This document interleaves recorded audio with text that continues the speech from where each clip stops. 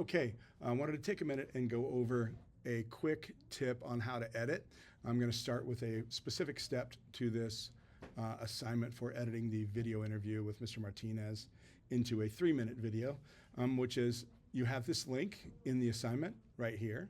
Okay, it's right there. You got to click on the assignment. It's not available here. You got to click on the assignment. Then the link is available. Okay, and then you can get to that folder that has all of these interview clips in it. Okay, so I downloaded this one. Okay, so it's already available there in Quicktime. And interesting, I'm using Quicktime to record this tutorial. I'm going to see if I can also use Quicktime to edit while I'm using Quicktime to record. This will be a first time for everything. So I have this video up. I would go to File, no, actually Edit, and Trim. Okay.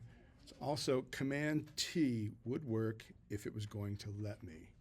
Yes. We trim in QuickTime. I was already practicing this, so that's why this is set up that way. It's very simple. You watch the video, you figure out the seconds you want, and you trim to it. Okay. If I want from 31 to 45.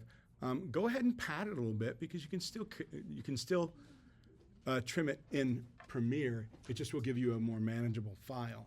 Then you click Trim, okay, and you will get that short 15-second clip, which you will file, export as, and just 720p. Save it how you want it into your work folder, into your project folder for this project, and then when you pull it into Premiere, it's a much smaller file for Premiere to have to handle on your undersized laptops. Okay, there you go.